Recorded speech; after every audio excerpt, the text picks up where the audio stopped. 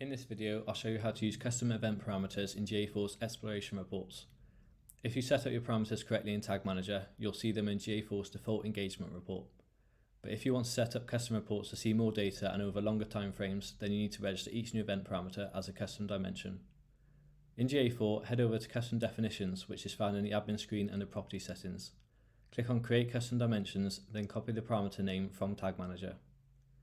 Give the dimension a unique name, and then you can add a description to tell other users what this relates to. Hit Save, and you're now able to use this parameter in your reports.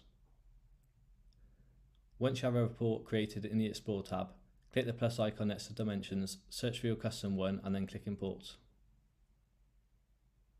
You can drag these dimensions onto your report as rows or columns to view data such as selections made during a product search or form submission.